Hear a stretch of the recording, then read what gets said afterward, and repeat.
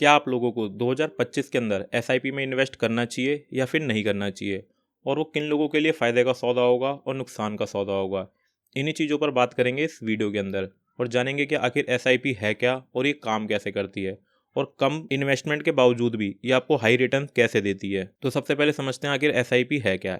SIP का मतलब है कि सिस्टमैटिक इन्वेस्टमेंट प्लान, जिसके अंदर आपका एक फिक्स अमाउंट मंथली, वीकली या फिर डेली बेसिस के ऊपर आपके अमाउंट से डिडक्ट होगा और बैंक इस अमाउंट को डिफरेंट म्यूचुअल फंड्स में इन्वेस्ट करेगा। एसआईपी का एक सबसे बड़ा बेनिफिट्स ये है कि आप लोगों को डेली म्यूचुअल फंड्स के ऊपर नजर रखने की जरूरत नहीं है और ना ही स्टॉक मार्केट को टैली करने की जरूरत है हर दिन कि किस तरीके से स्टॉक मार्केट काम कर रहा है, आज मार्केट ऊपर है या फिर आज मार्केट नीचे है। ये सारा काम आपके बिहाफ पे एसआईपी करके देती है। तो फिर ये सुनने में जब इतना सिंपल लग रहा है तो इसके अंदर रिस्क है कहाँ पे? इसके अंदर भी आपको रिस्क है क्योंकि म्यूचुअल फंड्स के अंदर ही फाइनली आपकी इन्वेस्टमेंट जा रही है, मार्केट के अप्स एंड डाउन्स पर ही डिपेंड करता है। अब एसआईपी से रिलेटेड जो सबसे इंपॉर्टेंट बात है, जो लोग शॉर्ट टर्म के लिए इन्वेस्टमेंट ढूंढ रहे हैं उनके लिए तो एसआईपी बिल्कुल नहीं है, और जिन लोगों को लॉन्ग टर्म के लिए इन्वेस्टमेंट करनी है उनके लिए एसआईपी एक बेस्ट ऑप्शन है। लेकिन एंड में एक ही क्वेश्चन रेज होता है कि आखिर कितना अमाउंट जो हम एसआईपी के अंदर इन्वेस्ट करें। तो इस क्वेश्चन का आंसर आपका फाइनेंशियल स्टेटस है कि आप लोग कितना अमाउंट बियर कर सकते हैं, क्योंकि एसआईपी कोई एक शॉर्ट टर्म इन्वेस्टमेंट नहीं है। इसके अंदर आपका पैसा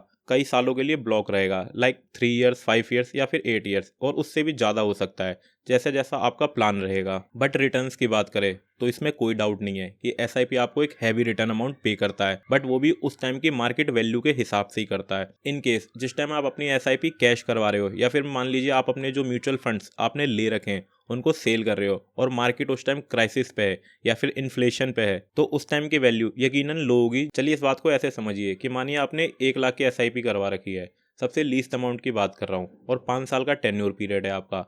5 साल बाद जब आप अपनी एसआईपी के मैच्योर होने के बाद उसको कैश कर रहे होंगे और मार्केट बिल्कुल सही चल रहा होगा, तो ये आपको मिनिमम से मिनिमम भी 13% की एवरेज के हिसाब से, इनफैक्ट आपका जो प्रॉफिट होगा वो दुगने से ज़्यादा होगा। और अगर मिडिल क्लास फैमिलीज़ की बात करूँ मैं, और उनमें से कोई अगर एसआईपी करवाता है, तो एक बात का ज़रूर ध्यान रखना कि एसआईपी उतना ही अमाउंट की कराएं जितना अमाउंट आप बेयर कर सकते हैं। इनफैक्ट ज़्यादा के लालच में ज़्यादा पैसे मत इन्वेस्ट करना, क्योंकि in case of any emergency आप लोगों को वो अमाउंट उस सेम रेट पर आपको वापस मिलेगा नहीं।